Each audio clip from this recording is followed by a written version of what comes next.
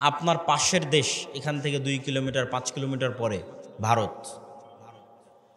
আপনারা সবাই জানেন যে হিন্দুত্ববাদ একটি স্পষ্ট ভ্রান্ত মতবাদ। এইরকম স্পষ্ট ভ্রান্তির উপরে তারা কতটা উগ্র, কতটা অ্যাগ্রেসিভ, কতটা কট্টর, কল্পনার বাইরে। আমাদের যুবক ছেলেপেলে ফেসবুকে ট্রল করতেছে যে তারা চট্টগ্রাম নিয়ে নেবে। এটা ট্রল করার নয়, তারা সত্যিকারই এতটা উগ্র যে মন থেকে তারা বিশ্বাস করে যে অখণ্ড ভারত প্রতিষ্ঠা করতে হবে। চট্টগ্রাম, রংপুর, গাইবান্ধা, রাজশাহী, খুলনা, বরিশাল, ঢাকা, এগুলো সব তাদের লাগবে, মন থেকে বিশ্বাস করে। ভ্রান্তির উপর থাকার পরও কি পরিমাণ কট্টর হতে পারে।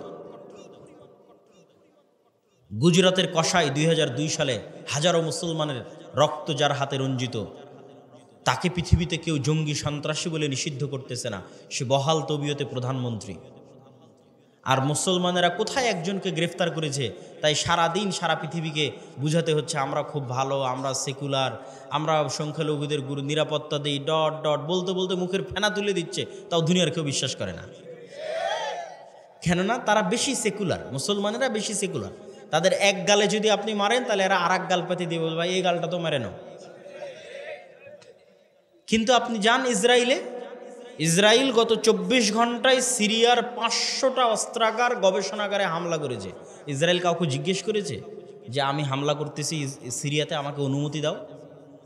আমেরিকাকে জিজ্ঞেস করে, ড্যাম কেয়ার, পরোয়া করে না। সে কট্টর, তার নিজের দিনের উপর কট্টর, অ্যাগ্রেসিভ, উগ্র। যে 500টা জায়গায় বোমা হামলা করতে পৃথিবীর কোনো দেশকে জিজ্ঞাসা করার প্রয়োজন মনে করে না, হেজিটেশন ফিল করে না, দ্বিধা ফিল করে না। ওই ইহুদি জাতিকে আমি কাছ থেকে দেখে আসছি যে 500টা জায়গায় আক্রমণ করতে দ্বিধা ফিল করে না, ও দাঁড়িয়ে রাখতে দ্বিধা ফিল করবে? ওরা ওদের দিনের উপরে এরকম করতে ড্যাম কেয়ার। ওরা দাঁড়িয়ে রাখার সময় পরোয়া করে না কে জঙ্গি বলবে, কে সন্ত্রাসী বলবে। কিন্তু আপনি আপনার সমাজ, আপনার আশপাশ, পাড়া প্রতিবেশী দাঁড়িয়ে রাখতে চান, হাজারবার চিন্তা করবেন আমাকে কি করবে, আমাকে ফাঁসিয়ে দিবে, মামলা দিবে, এই সেই ডট ডট, অনেক কিছু। এটাকে বলা হয় কলোনিয়াল মাইন্ড সেট আপ। ঔপনিবেশিক দাসত্ব এবং গোলামির একটা ধারা আমরা আমাদের রক্তের মধ্যে বহন করতেছি, আমাদের ব্লাডের মধ্যে। আমরা মানসিকভাবে এখনো স্বাধীন হতে পারি না। এই জন্য আমাদের অজান্তে যে আমার সামনে ভালো ইংরেজি বলে সে একজন স্মার্ট, যে ইংরেজি জানে না সে স্মার্ট নয়। আমাদের অজান্তে যে প্যান্ট শার্ট পরে সে স্মার্ট, যে পাঞ্জাবি দাড়ি টুপি পরে সে স্মার্ট নয়। কিন্তু আপনি ইংল্যান্ড থেকে বের হয়ে স্পেন যান, ইতালি যান, ফ্রান্স যান, বিমানবন্দরে পর্যন্ত ইংরেজি নাই। বিমানবন্দরে পর্যন্ত ইংরেজি না। মানে কেন?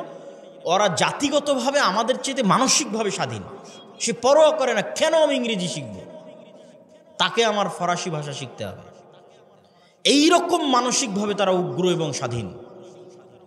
তাহলে আপনার পার্শ্ববর্তী দেশ তার দিনের উপর কট্টর, উগ্র এবং অ্যাগ্রেসিভ এবং ড্যাম কেয়ার, পরোয়া করে না।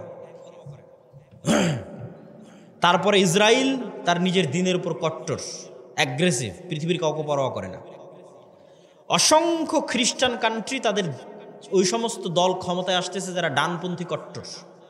তাহলে এত এত কট্টরের মধ্যে আপনি সেকুলার হয়ে বাঁচতে পারবেন না। সেকুলারিজম দিয়ে আপনার বাংলাদেশের স্বাধীনতা টিকবে না, বলে দিলাম।